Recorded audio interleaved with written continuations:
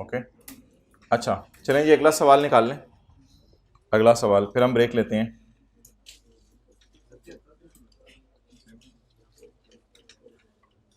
Question number 2।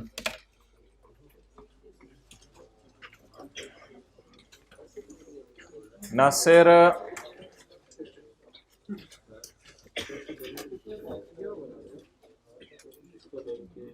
Chapter 19 में हर सवाल के साथ मार्क्स लिखे हुए हैं, वहां से देख लें इतने साइज का न्यूमेरिकल कितने मार्क्स का आता है। अच्छा जी क्वेश्चन नंबर 2 चैप्टर 19 में देख लीजिएगा, वो जितने मार्क्स होंगे उसके मुताबिक 1.8 से मल्टीप्लाई कर दें। क्वेश्चन नंबर 2 सारी चीज़ें पता है आपको, पता नहीं क्यों पूछ रहे हैं। नासिर हैज़ बीन वर्किंग, भाईजान मार्क्स आपको बता दिया जाता है बचपन में कि कितने नंबर का सवाल है उस पर कितना टाइम लगाना है। चैप्टर 19 में सवालों के नंबर लिखे हैं, उसको 1.8 से मल्टीप्लाई करें, टाइम पता चल जाएगा कितना लगाना है आपने। 10 नंबर का सवाल है 18 मिनट में करना है, 20 नंबर का सवाल है आपने जो है वो 36 मिनट में करना है। Nasir has been working as head of finance in Asaish private limited, कर लो गल, आसाइश प्राइवेट लिमिटेड, पहले ही आसाइश पसंद है तो full stop. He receive the following emoluments, जवान बन पठान तो मेहनत वाले होते हैं, तेरे जैसे तो नहीं सुस्त होते। From APL during the year ended 30 जून 2022, पठानों को देख के तो हमें जज्बा आता है, इतनी मेहनत करते हैं। बेसिक सैलरी 8 लाख को ज़रब दें 12 से, 8 लाख को ज़रब दें 12 से, यार ये मिटा दीजिएगा ज़रा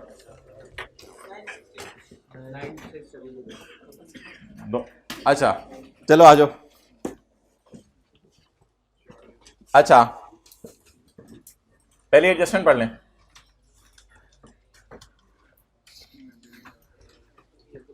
In addition to above, APL also provided him following benefits. APL ने ये benefits आपको दिए हैं। ओहो, वो कह रहे हैं 1 जुलाई 2020 में एक अंडा ज्यादा लगा हुआ है। अच्छा जी, कंपनी मेंटेन कार है, एक गाड़ी है जो कंपनी ने, भाईजान इधर देख लें खुदा के लिए, इनको बता दें इधर हो रही है क्लास। कंपनी मेंटेन कार, वरना तो मैं खुद मिटा देता अगर आप लोगों को मिटाना सिखाना होता तो। Full stop. The car was acquired on lease by APL, employer ने गाड़ी जो है वो लीज पे ली है ऑन 1 जुलाई 20, 2 साल पहले। 30/22 में हम खड़े हैं, 2 साल पहले एम्प्लॉयर ने गाड़ी, इधर देख लें 2 साल पहले एम्प्लॉयर ने गाड़ी लीज पे ली है at annual rental of 11 lakh. साल का किराया लीजिंग कंपनी को एम्प्लॉयर दे रहा है 11 लाख। याद रखिएगा जब एम्प्लॉयर ने एम्प्लॉय को गाड़ी लेके दी हो ना, तो फिर साल का किराया नहीं देखना होता, गाड़ी की फेयर मार्केट वैल्यू देखनी होती है। लेकिन अगर किसी बिजनेसमैन की बात करें तो बिजनेसमैन ने फिर अकाउंटिंग डेप्रिसिएशन इंटरेस्ट उल्टा के रेंटल माइनस करना होता है। लेकिन अभी हम सैलरी का न्यूमेरिकल सॉल्व कर रहे हैं, तो सैलरी के चैप्टर में गाड़ी की कॉस्ट ढूंढे अगर खरीदी हुई है, और अगर लीज पे दी हुई है तो गाड़ी की, लेकिन उस दिन की फेयर वैल्यू जिस दिन आपने लीज कमेंस की थी। The fair market value the car on 1 July 2020 and 30 June 2022 was 4 million 6 million respectively. तो इसको काट दें आप 6 मिलियन को, क्योंकि गाड़ी की जो आपने लेनी है fair value on the date lease commenced, 70% गाड़ी यूज हो रही है दफ्तर के कामों में और 30% घर के कामों में। तो इसलिए हम देखते हैं जाके इस 70 और 30 का क्या करना है। सैलरी के बिल्कुल नहीं काटना, इसको काट लिया तो कोई हमें काट लेगा, कोई काटेगा तो हमें बुरा लगेगा, क्योंकि वो कहेगा तुमने क्यों काटा, इसलिए बदले में मैंने काटा, काटा काटा बराबर। तो यहां से पता चला कि पार्टली पर्सनल पार्टली ऑफिशियल के लिए यूज हो रहे हैं। बाकी 70-30 से फर्क नहीं पड़ता, 80-20 हो 90-10 हो, बस थोड़ा सा बिजनेस और थोड़ा सा घर। तो सिनेरियो कितने परसेंट लगेगा, 5% वाला। 70-30 से कोई फर्क नहीं पड़ता।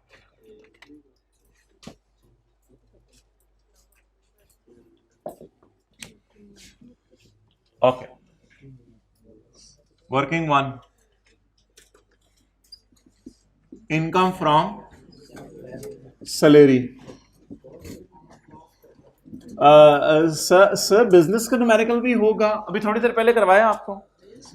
Sales his sales to that इतने, और सबर कर जाएं इस सवाल के अंदर भी इंशाल्लाह सर बिजनेस का न्यूमेरिकल भी होगा जी, होगा बिजनेस का न्यूमेरिकल भी होगा जी, अगले सफे पे होगा।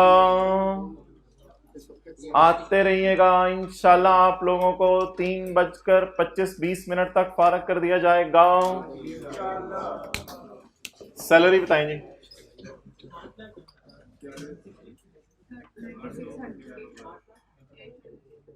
8 लाख ज़रबे 12, जी रुपीज इन 1000, 9600। आगे चलें जी। Car provided, car provided 4 million होगा, 4 मिलियन इंटू 200।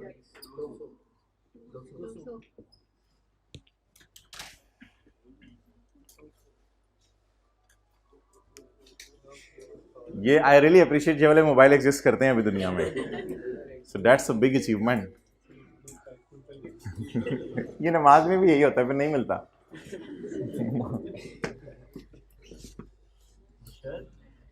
एक दिन इमाम से, इरेलेवेंट बातें प्लीज, टाइम नहीं जाएगा ना। It is good to live on own money. Point number 2, 250 litre petrol every month. लगता है गाड़ी नहीं जहाज है। भाई अगली एडजस्टमेंट पे आ गए हम, आ जाए। 250 litre petrol every month. Petrol की एवरेज प्राइस है 180 लीटर। तो आप मुझे बता दें कि ये 250 लीटर पेट्रोल किसकी तरफ से ऑफर है? APL की तरफ से। एक चीज जरा सोच के बताइएगा प्लीज, ज्यादा नहीं, एक चीज सोच के बताइएगा, जो 250 लीटर पेट्रोल हर महीने मिल रहा है इसको, तो ये गाड़ी 70% तो चला रहा है दफ्तर के काम में, तो फिर 70% पेट्रोल तो उधर इस्तेमाल हो जाता होगा, क्योंकि गाड़ी तो वही है ना, पेट्रोल गाड़ी से ही लिंक्ड है ना। तो ये तो नहीं कि अपने में पेट्रोल डलवाता होगा 250 लीटर पेट्रोल। तो गाड़ी से ही लिंक्ड है ना। तो अब आप मुझे बता दें 250 लीटर पेट्रोल पूरा ऐड करें या दफ्तर के काम में भी इस्तेमाल हो रहा है पेट्रोल, इसकी ज़ात को कितना फ़ायदा आ रहा है? 30% पेट्रोल से। इसकी घर वालों को जो लेके जा रहा है तो उस दौरान पेट्रोल कितना इस्तेमाल हो रहा है?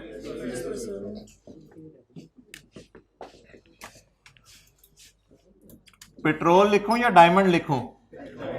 पेट्रोल। अच्छा जी, आप पेट्रोल बताएं। 250 को ज़रब दूं अगर 12 से तो क्या निकलेगा? साल का पेट्रोल। बोलें, साल के पेट्रोलों के लीटर निकलेंगे। भाई को सफा दे दें। अगर मैं इसको ज़रब दे दूं 250 से, 180 से, तो क्या निकल आएगा? साल के पेट्रोल का खर्चा। ये पेट्रोल, ये एक अमाउंट है, ये एक एहसास है। बल्कि ये जरा आप मुझे बताएं, ये कितनी फिगर थी? 96 और वो 200। ये जो फैक्टर है, 250 लीटर है, 12 महीने है और 180 पेट्रोल की प्राइस है। इन तीनों को जब मैं मल्टीप्लाई करूंगा तो पता चल जाएगा साल में कितने का पेट्रोल डलवाया। जरा साल में कितने का पेट्रोल डलवाया? 5,40,000 का साल में इसकी गाड़ी में पेट्रोल डला। वो गाड़ी फिर कितनी इस्तेमाल हुई घर के काम में? 30%।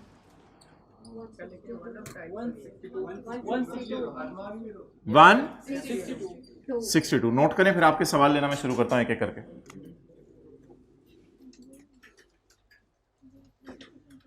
इधर इधर डंडे पर रहना। Okay,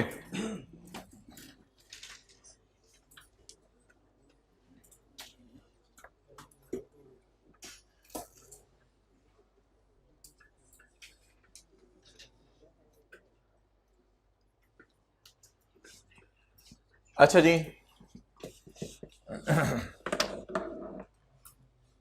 some people are trying to mix it with this concept.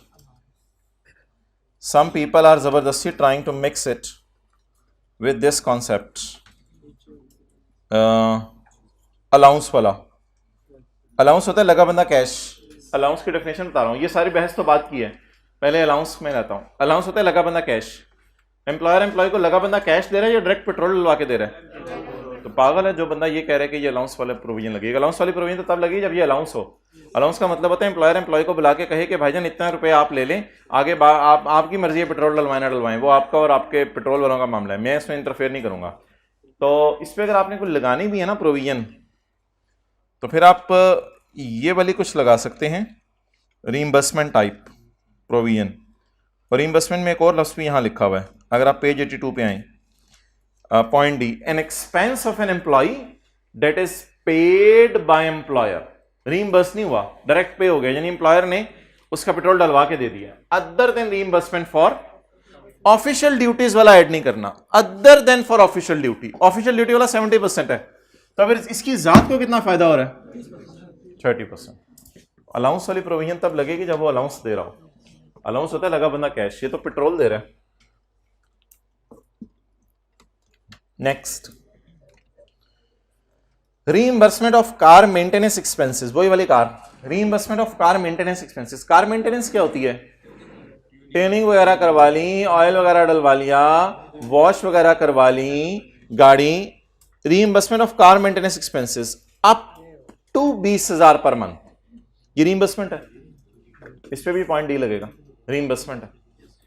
Up to 20,000 per month, 20,000 तक तुम कार मेंटेन करवा लिया करो। 20,000 पर मंथ का मतलब है 2,40,000। अटेंटिव, 20,000 पर मंथ का मतलब है साल का 2 लाख। एम्प्लॉयर ने एम्प्लॉय को बुला के कहा 2,40,000 तक गाड़ी की मेंटेनेंस मेरी तरफ से। लेकिन ऑब्वियसली गाड़ी है, जहाज तो नहीं है ना, तो उसने पूरा साल वॉश भी करवाई, बार बार ट्यूनिंग भी करवाई, मैक्सिमम उसका खर्चा जो एक्चुअल आया वो 1.5 लाख आया। अब बताएं एम्प्लॉयर ने ऑफर कितने की थी? 2,40,000। उसने उसमें से ऑफर अवेल कितनी की?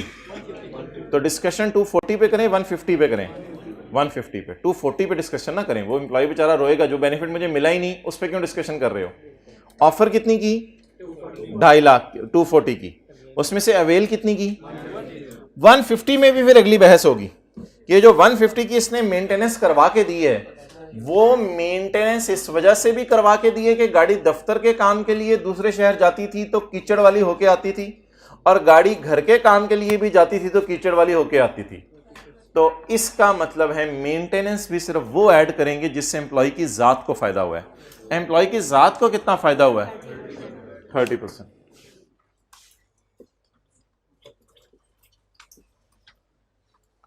भाई पूरे सवाल में ना, कभी पूरे 2-3 सवालों में, ऐसी एक मिसाल दे रहा हूं, 2-3 सवालों में किसी एक सवाल में कोई एक ऐसी एडजस्टमेंट भी होती है, कभी आप आईकैप का सलूशन जाके देखेंगे वो और होगा, हमारी किताब में कुछ और होगा। जैसे अभी ये जो आपको मैंने सवाल करवाया था प्लांट वाला और लोन वाला, तो इस लोन वाले में आईकैप ने करेंसी के एक्सचेंज गेन लॉस निकाल के एसेट की कॉस्ट में डाला हुआ है, और आईकैप की वेबसाइट पे सलूशन अपलोडेड है। फिर उनको ईमेल करके बताया गया कि भाईजान अभी तो करेंसी एक्सचेंज गेन लॉस आएगा तब जब करेंसी एक्सचेंज होगी, अभी तो आपने लोन की रीपेमेंट ही नहीं की। तो आईकैप ने कहा बिल्कुल ठीक है, हमारे सलूशन में गलती है, लेकिन उसने अभी तक सलूशन सही नहीं किया। तो कोई चीज़ अगर कोई बच्चा आईकैप के सलूशन जाके देखे और वहाँ से मिसमैच करे, तो आप ये मत बताइएगा सर आपने आईकैप का सलूशन नहीं देखा था, मुझे पता है आईकैप की वेबसाइट पर सलूशन होते हैं। ठीक है, तो कोई 1-2 पॉइंट में हमारा उनका इख्तलाफ हो जाए तो उसको बस हजम कर लिया करें, बिला वजह आखिरी दिनों में परेशान नहीं होना, क्योंकि कोई और कहीं और पड़ा होगा, वो आपको कोई और तस्वीर भेजेगा, आप कोई और तस्वीर उसको भेजेंगे, फिर एक अगली बहस शुरू हो जाती है और रॉयल्टी की डेफिनेशन उधर ही खड़ी होती है, यार मुझे भी याद कर लो। नहीं, जरा इस पॉइंट पे आज मैं तुम बात करें, तुम अपने सर के पास जाओ, मैं अपने सर के पास जाता हूँ, चलो हम आईकैप चलते हैं। रॉयल्टी की डेफिनेशन के साथ फिर पीई की डेफिनेशन भी उधर होने लग जाती है, लो मैं भी रहेगी। तो जितना आप इन चीज़ों में टाइम जाया करेंगे उतना दूसरे जो ईजी मार्क्स होंगे उनको आप नुकसान दे रहे होंगे। अच्छा जी, 1.5 लाख को 12 से मल्टीप्लाई करना है, या वो ऑलरेडी साल का है? ऑलरेडी साल का है। तो ड्यूरिंग द ईयर 1.5 लाख रुपया रीइंबर्स हुआ है in this respect. 1.5 lakh, mobile fresh होता रहता है जरा बंदा, 1.5 लाख को जरब दे दें 45। मैं भी जरा देखूं यार सुबह का, ये आपके सामने है, मैं एज इट इज उठाने लगा हूं, एज इट इज। ये क्यों उल्टा रखा हुआ है इसको? क्यों उल्टा रखा हुआ है? नजरों की हिफाजत हो इसलिए उल्टा रखा हुआ है। बार बार मैसेज आएंगे। अब ये देख लो, ये देख लो, थोड़ा थोड़ा थोड़ा थोड़ा थोड़ा थोड़ा, ये देखें कितने आए हैं। तो ये आगे घंटे बाद आप उठाते हैं तो लुट मची होती है। तो फायदा क्या है, इसको उल्टा कर दें, उल्टा कर दें। चलें आगे चलें। Point number 3 is over. Point number 4,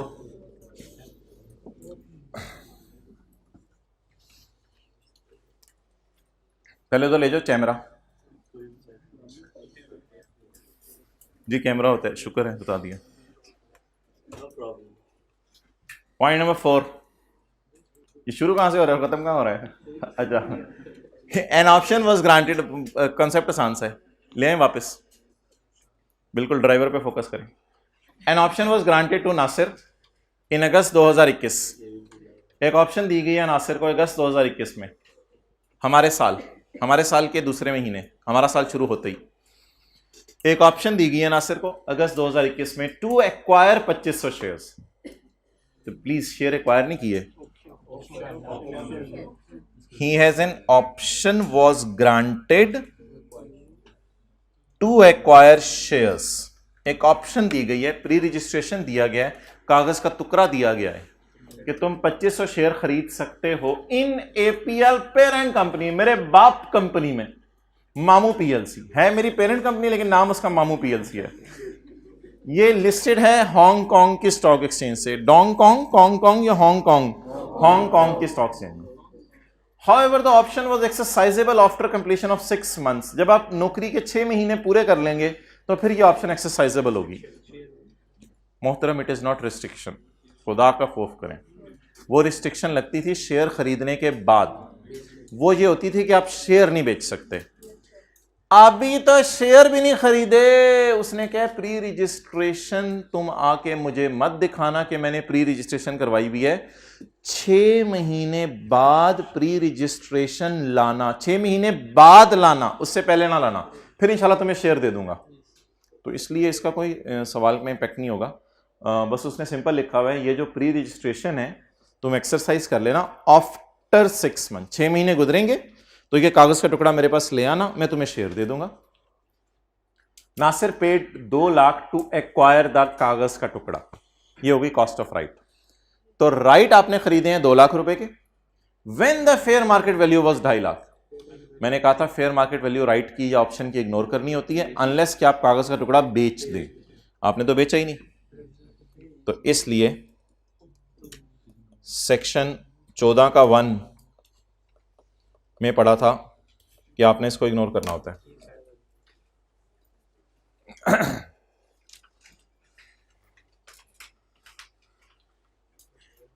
on यकम फरवरी 22 को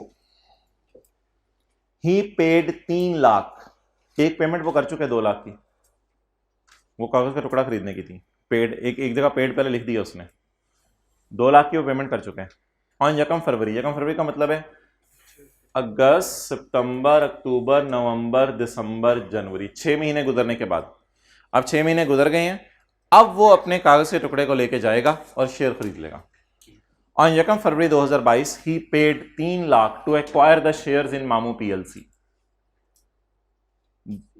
the shares were issued to him on 15 फरवरी, ठीक है वो कोई मसला नहीं। असल में अब आपने शेयर इशू यकम को उसने पैसे दे दिए, कंपनी ने प्रिंट करा के शेयर 15 फरवरी को दिए, तो जब शेयर्स मिले उस दिन की आपने फेयर वैल्यू लेनी है। तो shares were issued to him on 15 फरवरी when the market value of share was equivalent to PKR 375। Shares कितने हैं? 2500 शेयर्स जिनकी मार्केट में कीमत 15 फरवरी को 375 थी, वो हमने 3 लाख और 2 लाख दे के खरीद लिए। 3 lakh is cost of share and 2 lakh is cost of right. अब दोबारा फिक्र सारा पढ़ लें। हमारे पास एक ऑप्शन है शेयर खरीदने के लिए और शेयर किसी बाहर की कंपनी के हैं। ये ऑप्शन एक्सरसाइज में कर सकता हूँ 6 महीने बाद, यानी शेयर खरीदूंगा 6 महीने बाद। अभी मैंने 2 लाख रुपया कागज के टुकड़े के दे दिए, इसके बाद मैंने 3 लाख रुपए और दिए हैं शेयर खरीदने के। The shares were issued on 15 फरवरी, और 15 फरवरी को उसको शेयर मिल गए हैं जब उनकी मार्केट में कीमत ये है जी। शेयर्स एक्वायर्ड, शेयर्स का मिलना सैलरी में जाता है, बिकना कैपिटल गेन में। Shares acquired, fair market value of shares minus amount paid by employee to employer. अच्छा जी, फेयर मार्केट वैल्यू, क्वांटिटी ज़रब 375, रुपीज इन 1000 में बताना मुझे, दे दे मुझे, दे दें 938 less cost of share 3 lakh, ये पर शेयर नहीं दी हुई, लेस कॉस्ट ऑफ राइट बोला जी। What is my income from salary?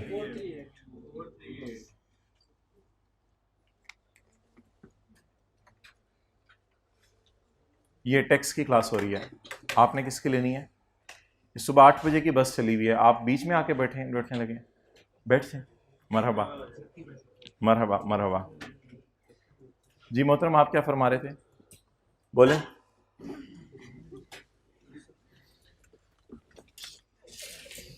अच्छा जी, अगली एडजस्टमेंट पढ़ें जी, अगली एडजस्टमेंट पढ़ें। ऑन 15 जून 2022,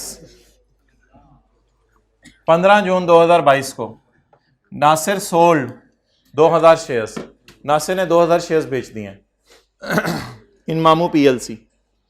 अच्छा जी, आप डिसाइड कर लें ये शेयर्स प्राइवेट कंपनी के हैं या पब्लिक के हैं, यानी सेक्शन 37 लगेगा नॉर्मल टैक्स रेजीम या सेक्शन 37A लगेगा सेपरेट ब्लॉक। क्या ये मामू पीएलसी के शेयर फेडरल गवर्नमेंट ने खरीदे हुए हैं? नहीं लिखा हुआ। क्या मामू पीएलसी के शेयर प्रोविंशियल गवर्नमेंट ने खरीदे हुए हैं? क्या मामू पीएलसी के शेयर किसी ऐसी कंपनी ने खरीदे हुए 100% जिसको गवर्नमेंट ने खरीदा हो 100%? क्या मामू पीएलसी के शेयर्स पाकिस्तान की स्टॉक एक्सचेंज में लिस्टेड हैं? नहीं, हांगकांग की स्टॉक एक्सचेंज में लिस्टेड है। हांगकांग अभी पाकिस्तान नहीं आया, आपके पेपरों तक मुझे नहीं पता क्या होगा। तो क्या ये पाकिस्तान की स्टॉक एक्सचेंज में लिस्टेड हैं? जब 4 सालों का जवाब आ गया नो, तो a company which is not a public is called a, so that's why it's a private company. तो आपने 4 सवाल पूछा करने हैं सवाल से, अगर चारों का जवाब आए नो नो नो नो, तो इसका मतलब है ये कंपनी कौन सी है। अब सैलरी के लिए कितनी लाइनें छोड़नी है? 1 2 एहतियातन 3 छोड़ देता हूँ बस, और क्या छोड़नी है लाइनें, 2-3 लाइनें छोड़ देते हैं सैलरी के लिए। वर्किंग च्यू नहीं, बस मैं बोलूंगा इनकम फ्रॉम फॉरेन सोर्स कर सकते हैं आप, फॉरेन सोर्स आप लिख सकते हैं क्योंकि बाहर की कंपनी के शेयर बेचे हैं। Income from capital gain foreign,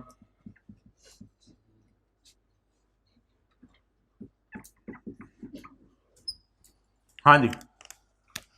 बाउले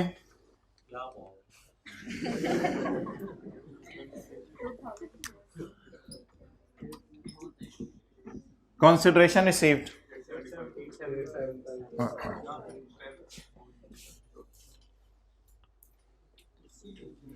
Nasir sold 2000 shares and receive net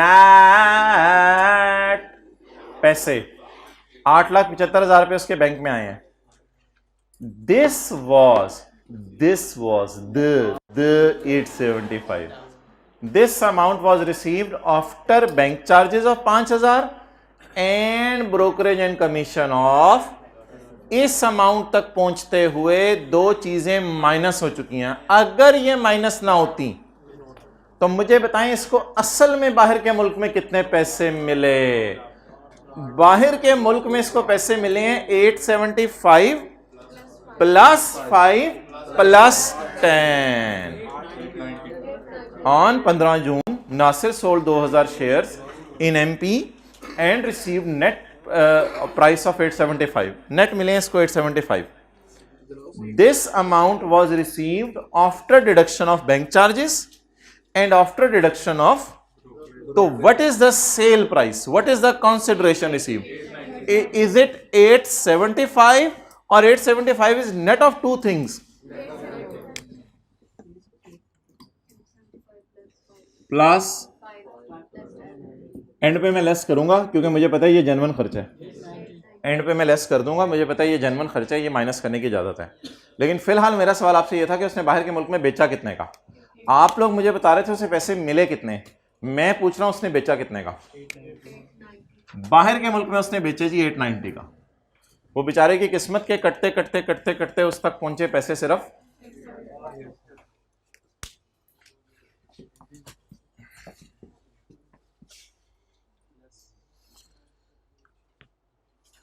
okay, this amount was received after deduction of bank charges and commission. अच्छा, ये तो 200 शेयर्स बेच के हमारे पास पैसे आ गए। अब सवाल ये है कि कॉस्ट होगी A B C, where A is the cost of share, B is the cost of right, and C is income from salary. What is the cost of share? 300. What is the cost of right? 200. What is income from salary? 430.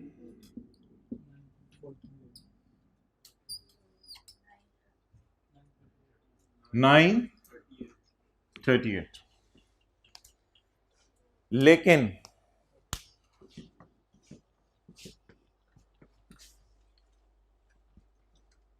Cell किए आपने 2000 shares और purchase किए थे 2500, तो ये data 2000 shares का, ये 2500 का, तो एक फैक्टर लगाना पड़ेगा। 938 अगर 2500 शेयर का डाटा है तो मुझे 2000 शेयर्स का डाटा दे दो जी। 750 जी, बोलें। उसके प्रोसेसर डाउन हुआ है इसका। ये आ गया A minus B. How the gain is calculated in the chapter income from capital gain, consideration minus cost, A minus B. इसमें से माइनस कर दें। अगर कोई कैपिटल गेन कमाने में जेन्युइन खर्चे किए हैं, कोई पेनल्टी टू गवर्नमेंट वगैरह वो नहीं माइनस करनी। अगर कोई जेन्युइन खर्चे हैं तो वो माइनस कर दें। वो दो हैं, बैंक चार्जेस और बैंक कमीशन या कमीशन टू ब्रोकर। जी, बैंक चार्जेस, बैंक कमीशन।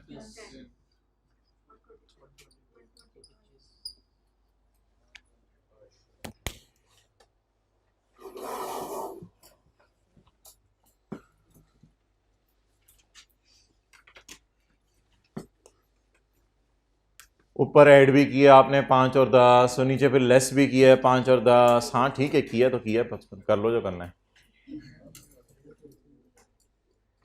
मर्जी मेरी तो नहीं चल रही इस क्लास में, मर्जी तो लॉ की चल रही है।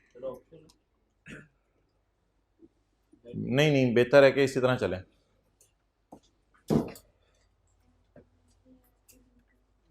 बैठो सही तरह, 90 डिग्री पे रखो कमर को पूरी क्लास में।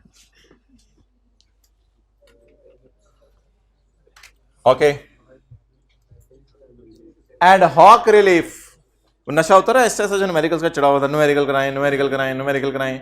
Add hoc relief equal to, अब हम ब्रेक लेते हैं इंशाल्लाह 10, अभी क्या हुआ है 20, हाँ 20-22 मिनट बाद हम ब्रेक ले लेते हैं, ताकि 45 मिनट की आराम से एक ब्रेक हो, फुल टाइम 40-45 मिनट की।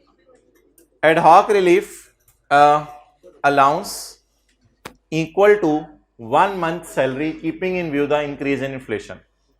उसे जरूरत के वक्त बेसिक सैलरी के कुछ पैसे मिले हैं, इन्फ्लेशन की वजह से 1 महीने की तनख्वाह इसको और मिली है। एक बात भाई याद रखिएगा, जब भी किसी रो से कोई भाई उठे, आप तो होए ना, तो एक बात याद रखिएगा कि सैलरी के चैप्टर में ना एग्जेम्पशंस की लिस्ट दी हुई है। सैलरी के चैप्टर में किसकी लिस्ट दी हुई है? और वो जो एग्जेम्पशंस है ना, वो अल्लाह आपके साथ वाले का भला करे। वो एग्जेम्पशंस जो है वो शुरू हो रही हैं पेज नंबर 102 से, जिसमें पेंशन माफ है, मेडिकल फैसिलिटी माफ है और बहुत सी चीजें इस तरह की माफ है। तो एग्जेम्पशंस के चैप्टर के अंदर मोहतरम ये सारी एग्जेम्पशंस हमने देखी थी। सैलरी के चैप्टर के अंदर ये चीजें एग्जाम्प्ट हैं वो हमने देखी थी। जो चीजें एग्जाम्प्ट नहीं है, याद रखिएगा पेपर में बाय डिफॉल्ट वो टैक्सेबल है, इसलिए इस पे बहस नहीं होगी कि ये एग्जाम्प्ट है या टैक्सेबल है। अगर लॉ में ऐसा कोई चीज एग्जाम्प्ट नहीं है तो that is by default taxable. Fresh हो जाता है जरा बंदा मोबाइल यूज करके ना थोड़ा सा। Ad hoc relief, ad hoc relief, जरूरत के वक्त उसको खुशी दी है, तो ऑब्वियसली एम्प्लॉयर एम्प्लॉय रिलेशन की वजह से ये फायदा आया है। 1 month की सैलरी उसको दे दी है। कितनी आ गई जी? 800। क्लियर?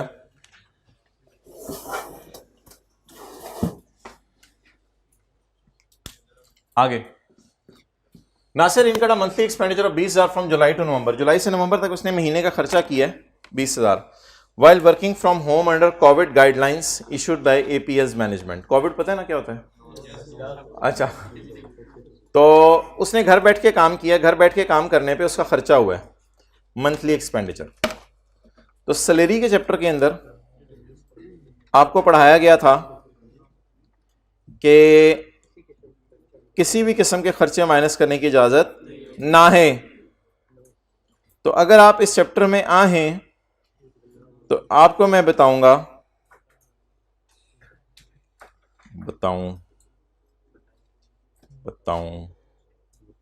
व्यंजन, no deduction shall be allowed. साथ वाले से पेज पूछ रहे, चपेड़ मारे बंदा। No deduction shall be allowed for an expense paid by an employee. Salary के चैप्टर में किसी भी किस्म के खर्चे माइनस करने की इजाजत ना है, इसलिए लेस डाल के इग्नोर कर दें, लेस एक्सपेंडिचर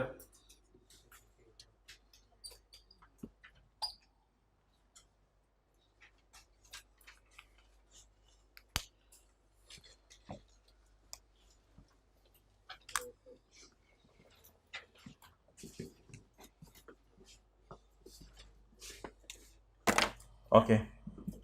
बरकत मार्केट तो नहीं चले जाएंगे नाश्ता करने? ज़्यादा दूर ना जाइएगा, जो भी करना हो ये करीब गोरमे हैं, वॉक करके यहाँ चले जाइएगा। Okay, it is good to live on own money.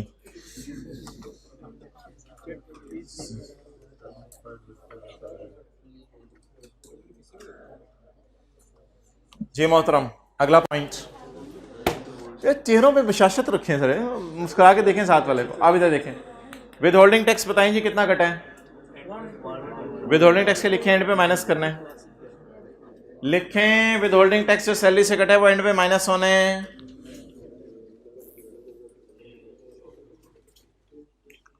With holding tax of 1244 and पे क्या होने? माइनस होने। आगे चलें, आगे एक लाइन उसने लिखी हुई है, एंड वॉज रीइंबर्स्ड टू हिम, और एम्प्लॉयर ने उसको रीइंबर्स भी कर दिया। असल में ना एम्प्लॉयर अगर उसको ये पैसे दे देना तो ये एक बेनिफिट है, जिसको हमने पेज 83 के ऊपर 84 पे पढ़ा था, where an employer agrees to pay the tax on employee salary. तो एम्प्लॉय की सैलरी में ये ऐड हो जाएगा, लेकिन इसमें ना 3 स्टेप वर्किंग नहीं करनी, क्योंकि एम्प्लॉयर ये वादा नहीं कर रहा कि, एक मिनट, एम्प्लॉयर ये वादा नहीं कर रहा कि मैं आपका सारा टैक्स देता हूं। एम्प्लॉयर कह रहा है मैं आपका 1244 बस देने को तैयार हूं और मैं नहीं दे रहा, and this was reimbursed to him. Exact. तो ये सिनेरियो बनेगा इस टाइप वाला। क्वेश्चन नंबर 3 जैसा सिनेरियो बनेगा, जिसमें 500 रुपया जो हमने किया था पेज नंबर 85 पर, 500 रुपया उसको एम्प्लॉयर ने कहा था कि मैं तुम्हारा टैक्स दे देता हूं, तो हमने सिर्फ ऐड किया था, एंड पे लेस इसलिए कर लिया था कि इतना टैक्स ऑलरेडी गवर्नमेंट के पास पहुंच चुका है। लेकिन अगर सिर्फ इतना सा लिखा होता ना, फ्रॉम हिज सैलरी, फिर सिर्फ एंड पे लेस करना था।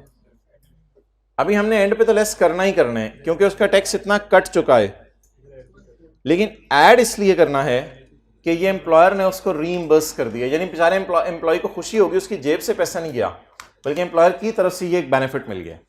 फिलहाल इसको ऐड कर दें और एंड के लिए इसको लिख दें, एंड पे माइनस भी करना है, एंड पे माइनस करना अभी लिख दें, ऐड में अभी करा देता हूं साथ में।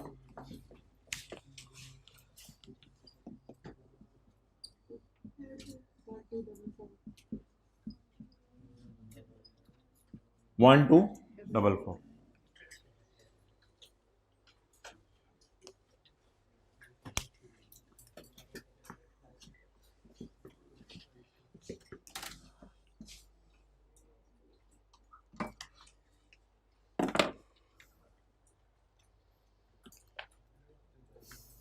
ओके,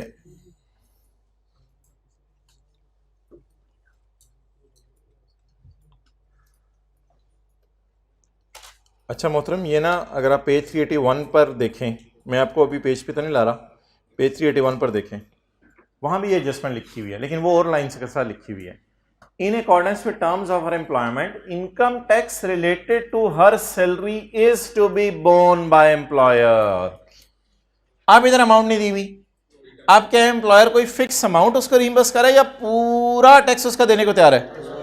इधर 3 स्टेप वर्किंग करेंगे। तो लिखें आप आज इसी सवाल के ऊपर कहीं जाके जहां ये एडजस्टमेंट लिखी हुई है कि क्वेश्चन 17 पेज 381 में इसी के साथ लिखना है जहां ये एडजस्टमेंट चल रही है। क्वेश्चन 17 पेज 381 पर हम 3 स्टेप वर्किंग करेंगे, इसलिए कि सारा टैक्स एम्प्लॉयर दे रहा है। 3 स्टेप वर्किंग करेंगे इसलिए कि सारा टैक्स एम्प्लॉयर दे रहा है।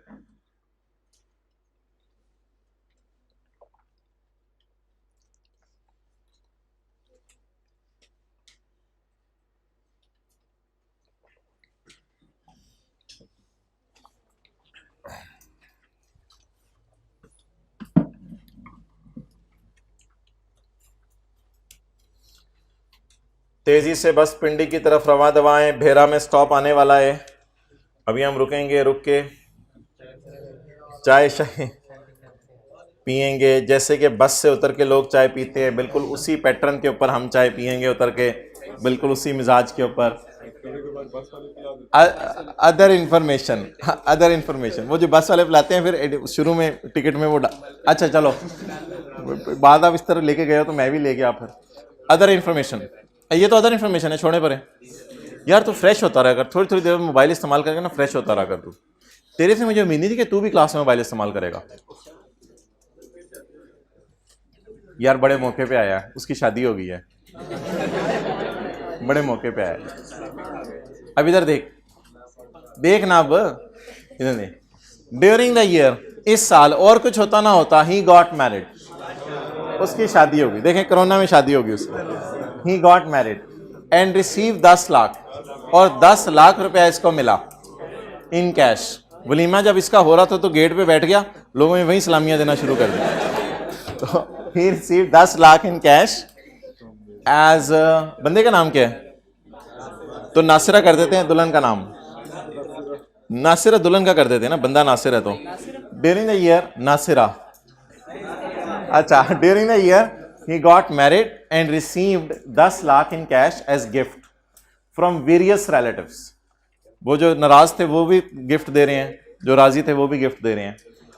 एंड फ्रेंड्स, ये 10 लाख रुपए इसको रिलेटिव से भी मिला है और फ्रेंड से भी मिला है, दोनों से मिला है। इस 10 लाख में से 4 लाख तो सीधा सीधा अम्मी अब्बू ने दे दिया, बैलेंसिंग 6 लाख फिर मिला होगा रिश्तेदार। अम्मी अब्बू के अलावा भी होते हैं हमारे, होते हैं ना, तो अम्मी अब्बू के अलावा भी रिश्तेदार होते हैं। सबने कितना दिया? 10 लाख। मियां बीवी ने जाके जब लिफाफे काउंट करने शुरू किए तो उसमें से कितने पैसे निकले? 10 लाख। उसमें से शोर ने प्रेशर डालने के लिए बताया कि 4 लाख तो मेरे माँ प्यो ने दिता है, 4 लाख तो मेरे आमी अबू ने दिया। तो बेगम ने कहा बाकी रिश्तेदारों में मेरे वाले कवर हो जाएंगे। तो 6 लाख जो है वो दिया है किसने? बाकी रिश्तेदारों ने और दोस्तों ने। अब सवाल ये है कि ये किसी जालिम ने भी चेक बना के नहीं दिया, सारे लफाफे में पैसे डाल के ले आए। आप लोगों ने आइंदा चेक बना के देना है, वो छपाफा खोले अंदर क्रॉस चेक हो। ये मसला हो गया ना, ये अब आप लोगों ने तो सही करना है। अब ये मसला चल रहा है, शादी के कार्ड में उन्हें लिख दीजिएगा सलामी received in cash will not be applicable. लोगों ने लानी कोई नहीं, ओनली चेक एक्सेप्टेबल। शादी के कार्ड पे कौन कौन लिखेगा? कोई ऐसे पंगे पुंगे लिया करें शादी के कार्ड में। मैंने RSVP का मतलब ढूंढा था, फिर वो पता नहीं कोई लातीनी जबान का लफ्ज़ था, फिर मैंने वो लिख दिया था। फिर लोग पूछ रहे थे ये क्या लिखा हुआ है, रिस्पॉन्डीज पता नहीं क्या होता है। तो कुछ पंगे पुंगे शादी के कार्ड पे हल्के फुल्के किया करें जरा आप भी। तो इसलिए कौन कौन लिखेगा? Only check accepted. ओके, तो पुरानी बात होगी। He got married. आप बताते हैं जी गिफ्ट किस में मिले? कैश में। अच्छा, अब एनटीएन नॉट एनटीएन नहीं देखा जाएगा, कैश में तो एनटीएन वाला भी नहीं दे सकता। अगर आप अदर सोर्स के चैप्टर में आए तो जिन लोगों के पास एनटीएन था उनको चेक या बैंकिंग चैनल में देने चाहिए थे पैसे, उधर ही पैसे ट्रांसफर करके स्क्रीनशॉट शेयर कर देते व्हाट्सएप पे दो लगे, या जिनके पास एनटीएन नहीं था उन्हें चेक से देनी चाहिए थी, कैश में तो कोई भी नहीं दे सकता। इसलिए इसमें यह देखा जाएगा 4 लाख अब्बू अम्मी वाले के लिए अलग रूल, बाकी 6 लाख के लिए अलग रूल, ना ना ना ना, इस पूरे 10 लाख पे यही प्रोविजन लगेगी। आप बता दें क्या ये जो कैश है ये इनकम फ्रॉम अदर सोर्स में जाएगा? बिल्कुल जाएगा। Working number 3, income from other source. इसमें 4 लाख 6 लाख को अलग मत करें, बस सिंपल इस तरह लिख दें, कैश रिसीव्ड कितना 1000,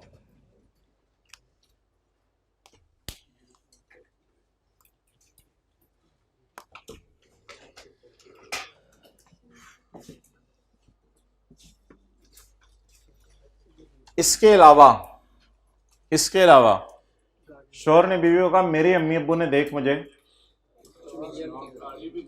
गाड़ी, बीवी ने कहा मैं खुद आ गई, बड़ी गाल है, बीवी ने भी जवाब दिया था। अच्छा, in addition his parents gifted him a car worth ₹50 lakh, तो पेरेंट्स ने 50 लाख रुपए की जो है वो एक गाड़ी दी है। अब आप मुझे बता दें ये कैश गिफ्ट है या इन काइंड है?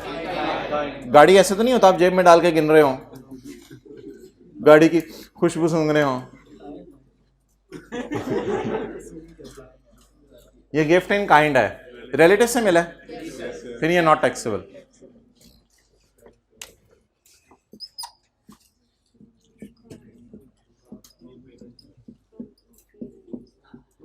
कार फ्रॉम मॉम डैड, बताएं जी।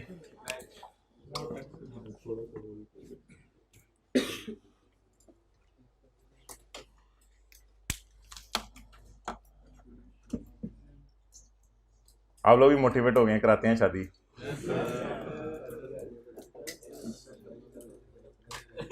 ओके, वापस आ जाए, मार्च जहन में लाएं, आई कैप पेपर, तरतीब से लेके चले ना चीजों को। और इसको ख्वाब आ रहा है, उठा, किधर पहुंचा हुआ था? जन्नत में। पॉइंट नंबर 2, अच्छा यार ये ना नवंबर में बेचारा बीमार हो गया पहले नहीं शादी के बाद तो नहीं, मैंने कहा बिला, नवंबर में बेचारा बीमार हो गया and was admitted to Sultan hospital, और दूल्हे को सुल्तान हॉस्पिटल ले गए हैं, फुल स्टॉप। इतने तोहफे बर्दाश्त नहीं हुए, फुल स्टॉप। हॉस्पिटल में खर्चा आया है 65,000 रुपये का ऑन हिज ट्रीटमेंट, स्पेशल इलाज हुआ है इसका, but did not charge anything to Nasir. लेकिन अस्पताल ने फी सबीलिल्लाह नासिर का इलाज कर दिया। क्यों hospital? Oh, he was employ 5 years back. अच्छा, एक बात याद रखिएगा कि एम्प्लॉयर चाहे पुराना हो, चाहे नया हो, चाहे फ्यूचर हो, एम्प्लॉय को जो भी बेनिफिट मिलेगा वो सैलरी के चैप्टर के अंदर ही रहते हुए डील होगा। तो इससे फर्क नहीं पड़ता कि ये पुराना एम्प्लॉयर है, इस बात को तो इग्नोर कर दें। बस एम्प्लॉयर ने मुफ्त इलाज करके दिया। अगर हॉस्पिटल आपका एम्प्लॉयर मुफ्त इलाज करके दे देना तो इसके लिए लॉ की एक स्पेसिफिक प्रोविजन है, ऐसी सूरत में जनरल प्रोविजन नहीं लगानी। जनरल प्रोविजन इलाज कराने वाली पहले मैं ढूंढता हूं। जनरल प्रोविजन जो इलाज करवाने वाली है ना, वो है पेज नंबर 103 पर, पेज 103 पर मेडिकल फैसिलिटी, मेडिकल रीइंबर्समेंट, ये जनरल प्रोविजन है इलाज कराने की। इसमें ये है कॉलेज वाले अपने एम्प्लॉय का इलाज करा दें, पेप्सी वाले अपने एम्प्लॉय का इलाज करा दें, नेस्ले वाले अपने एम्प्लॉय का इलाज करवा दें, होंडा अपने एम्प्लॉय का इलाज करवा दे। पेज 103 पर जनरल रूल लिखा हुआ है। एक बड़ा बेनिफिट अवेलेबल है जो हॉस्पिटल के एम्प्लॉयज को है, वो यहां पे अप्लाई होगा रूल। यहां पे जनरल प्रोविजन नहीं लगेगी। जब स्पेसिफिक बात आ जाए तो जनरल रूल नहीं लगता। सवाल में लिखा हुआ है कि सुल्तान हॉस्पिटल में ये नौकरी करता था और हॉस्पिटल अगर अपने एम्प्लॉय को मेडिकल ट्रीटमेंट करके दे दे तो ये एग्जाम्प्ट है, तो ये वाली प्रोविजन लगेगी। तो लिख लें पेज 103 पे 53A, पेज 103 पे 53A लगेगा। हॉस्पिटल अगर अपने एम्प्लॉय को इलाज करा के दे दे तो ये सैलरी में ऐड नहीं होता।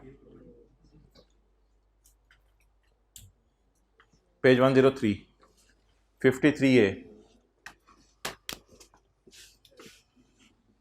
तो मेडिकल ट्रीटमेंट, एक ही दफा शायद इसकी ट्रीटमेंट कर दिया, ये बंदा अब सेट हो जाएगा इंशाल्लाह।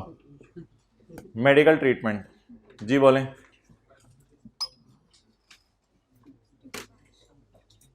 ऑफ 65,000 लिख सकते हैं आप आगे। अस्पताल अगर अपने एम्प्लॉय का इलाज करा दे, या एजुकेशनल इंस्टीट्यूशन अपने एम्प्लॉय के बच्चों को पढ़ा दे, या रेस्टोरेंट अपने एम्प्लॉय को ड्यूटी आवर में, यहां ड्यूटी आवर की शर्त है रेस्टोरेंट वाले में, ड्यूटी आवर में खाना खिला दे तो माफ होता है।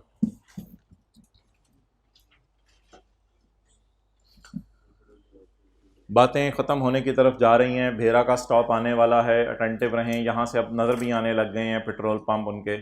ही paid a cash donation of 4,80,000 to a non profit इदारा लिस्टेड इन 30। टैक्स रेट नहीं मिलेगा क्योंकि it is paid in cash. ये सिर्फ क्रॉस चेक में दे सकते हैं, ये बैंकिंग चैनल से भी डोनेशन नहीं दे सकते। सेक्शन 61 में लिखा हुआ था कैश में डोनेशन नहीं दी जा सकती। तो इसको इधर लिख लें टैक्स क्रेडिट का लफ्ज़, ताकि जिस वक्त सवाल आए फेस, तो फेस पे हम इसको डैश डाल के इग्नोर करें, इसका टैक्स माफ नहीं करना।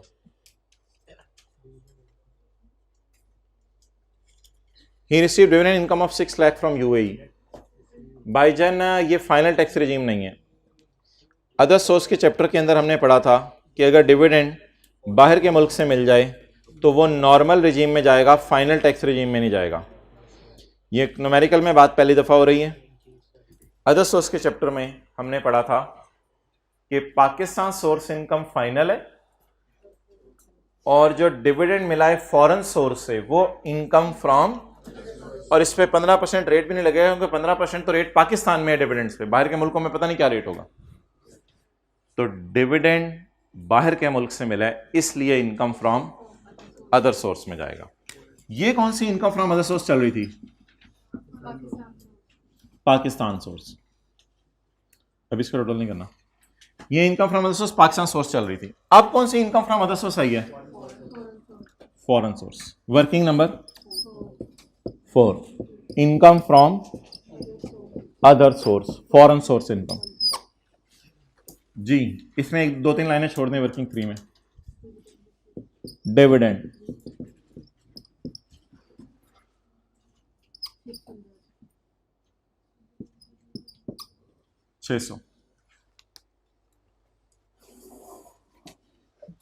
Income from other source, foreign source income and dividend is 600।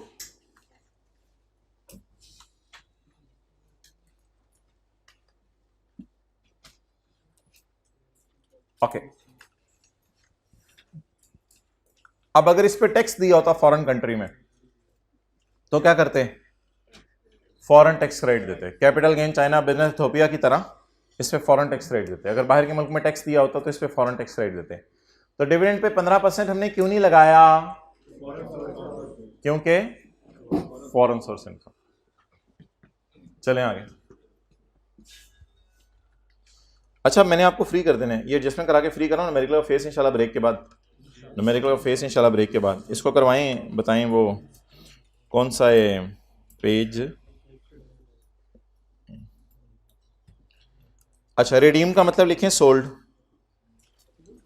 During the year he redeemed, redeem का मतलब होता है सोल्ड। लिख लें कुछ नहीं होता। During the year he sold 4,000 units of open and mutual fund. Units of open and mutual fund को लिखें, ये सिक्योरिटीज होती हैं। सिक्योरिटीज में जाके देखिएगा छोटे से बॉक्स में ना ये चीज डाली हुई है। Units of open and mutual fund securities होती हैं। ही रिडीम 4,000 सिक्योरिटीज एट 58.6 और ये परचेज की थी 3 साल पहले 50 पे। तो A - B करके कैपिटल गेन निकालो। यार कुर्सी पकड़ो, बस इधर इसको करें। Working number,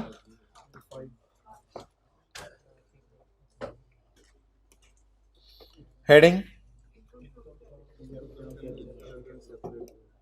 income from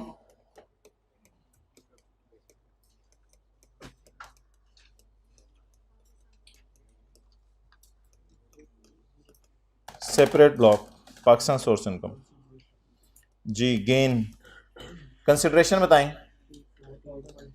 58 point, cost बताएं, दोबारा देखें, कंसिडरेशन 58 पॉइंट, कॉस्ट 50, क्वांटिटी बताएं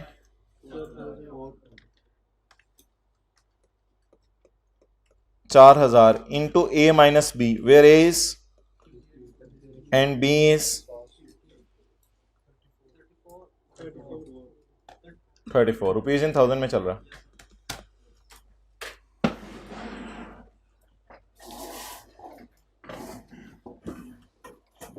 done.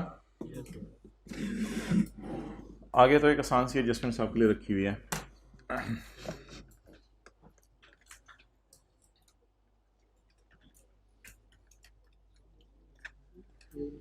Nasir is also a part time singer. Nasir part time लोगों को गुमराह भी कर रहे हैं और इसके लिए पूरा उसने स्टूडियो खरीदा हुआ है इस मकसद के लिए। नबी सल्लल्लाहु अलैहि वसल्लम ने फरमाया मैं मौसीकी के आलात तोड़ने के लिए भेजा गया हूँ। ही सोल्ड द प्रेमिसेस, उसने वो प्रेमिसेस बेच दिए, स्टूडियो बेच दिया, उसने वो प्रेमिसेस बेच दिए जिसमें स्टूडियो था। तो प्रेमिसेस से क्या मुराद होगा? बिल्डिंग। वो बिल्डिंग बेच दी है जिसमें स्टूडियो था फॉर 10 मिलियन, उसने वो बिल्डिंग 10 मिलियन में बेची है। ये हो गई पुरानी की। यार ये मोबाइल यूज करे भाई, अच्छा कर रहा था। इतनी कंसंट्रेशन से ना आप लोग ऐसे नहीं देख सकते। पुराना इसने बेच दिया 10 मिलियन का and shifted his musical instruments to new premises, और अपने म्यूजिकल इंस्ट्रूमेंट्स नए प्रेमिसेस में शिफ्ट कर लिए हैं जो कि उसने 74.82 का मिलियन का खरीदा है। तो नई बिल्डिंग की कॉस्ट हो गई 74.82 और पुरानी बिल्डिंग की सेल प्राइस हो गई 10 million. He receive 2.5 million from his father in cash. Abu ने कहा मैं इस काम में तुम्हारा हाथ बटाता हूं, 25 लाख रुपए तुम मेरी तरफ से पकड़ो। क्या याद करोगे? He receive 25 lakh from his father in cash. Loan cash में लेना, इनकम फ्रॉम, जी डरते डरते बोल रहे हैं लोग 2500 बोलना है या 250 बोलना है या क्या बोल रहे हैं? 2500।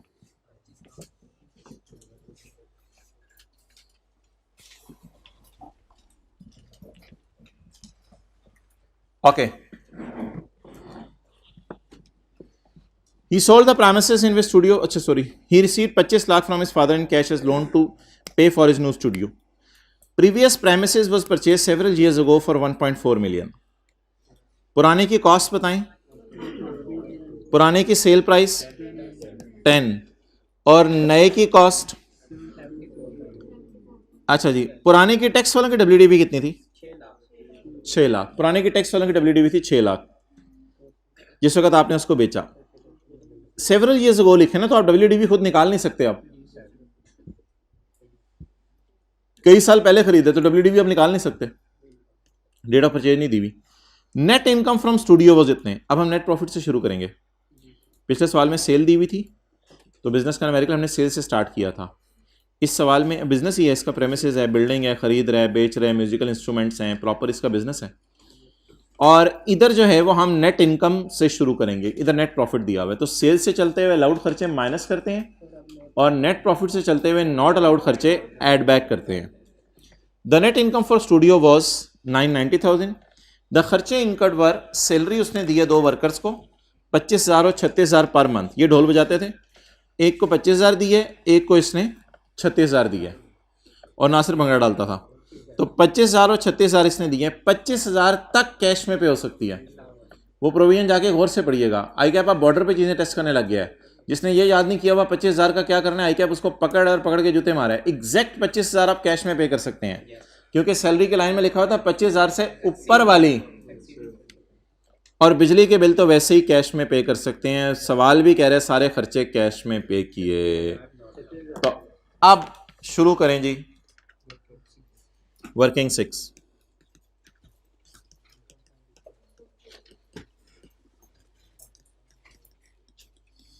इनकम फ्रॉम बिजनेस जी मोहतरम। नेट प्रॉफिट, नेट प्रॉफिट बोलें जी 9,90,000 मिल गया। 9,90,000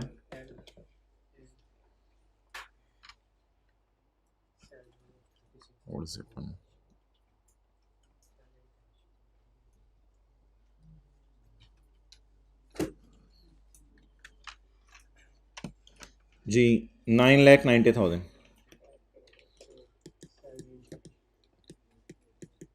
सैलरी, सैलरी 25,000 वाले को सैलरी ऑफ 25,000 पर मंथ, इसे डैश डाल दें। पर मंथ होगी ना, पर मंथ होगी, मेरा नहीं ख्याल 25,000 साल में दे रहा होगा, पर मंथ ही होती है सैलरी। सैलरीज ऑफ 36,000 ज़रा 12 432।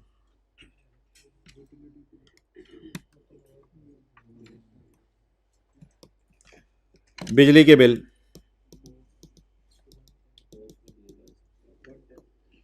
यूटिलिटी बिल्स 110 के कैश में दिए जा सकते हैं।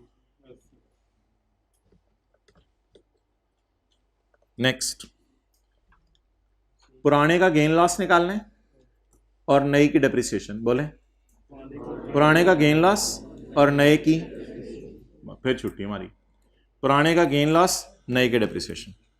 क्या करूं, पहले नए की डेप्रिसिएशन निकाल दूं? नहीं, पुराने का गेन लॉस निकालना पहले। Working number 6.1 tax gain loss on disposal consideration कितने की बेची है जी पुरानी? जल्दी ढूंढें। 10 million.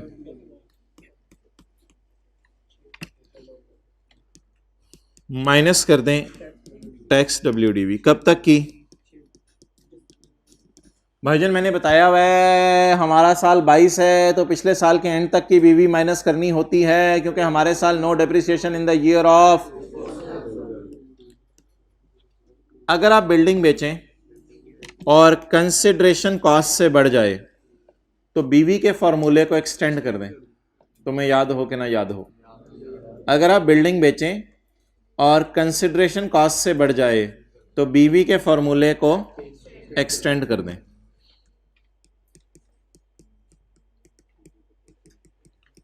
Cost minus accumulated depreciation. Cost सवाल में गिवन है 1.4, ढूंढे मैंने, सर्कल की भी है, कॉस्ट है 1.4। अकोमोलेटेड डेप्रिसिएशन, अकोमोलेटेड से नहीं गिवन, शुक्र है WDV गिवन है, तो अकोमोलेटेड से निकल सकती है कॉस्ट माइनस BV 800, डन। लेकिन where the consideration received on the disposal of building exceed the cost, the consideration shall be treated as, इसको काटें और इसको काट के 10,000 लिखते हैं। 10,000 माइनस 800 92। गेन लॉस बता दें, चलेंगे नोट करें।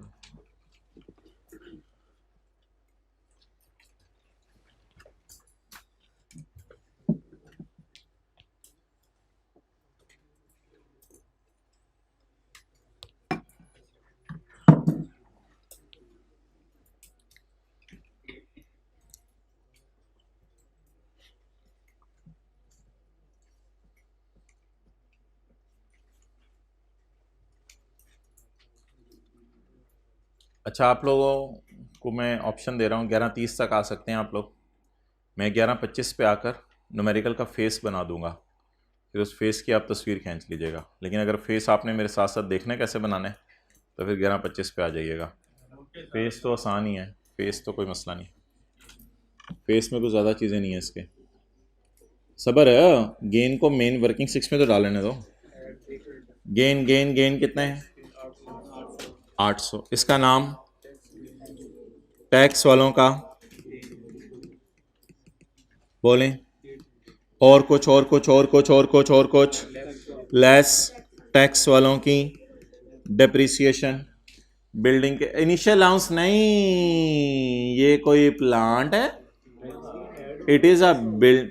टैक्स गेन ऐड होगा, मैं मुझे पता है टैक्स गेन ऐड होगा, बिल्कुल सही कह रहे हो आप, ऐड होगा, बिल्कुल सही कह रहे हो आप, ऐड होगा टैक्स गेन।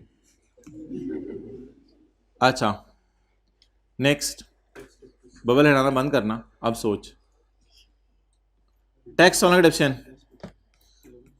कॉस्ट बताएं, कॉस्ट नए की 74820, बिल्डिंग के लिए 10, कंप्यूटर के लिए 30, बाकी सब के लिए 15%। तो ये क्या है?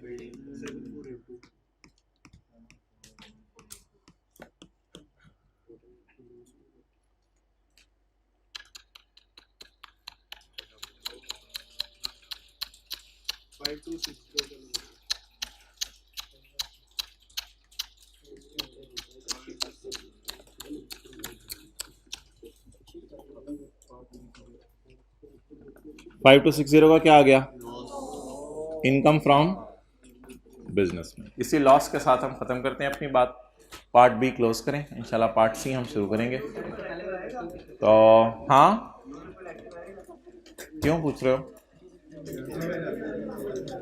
क्लोज कर दो।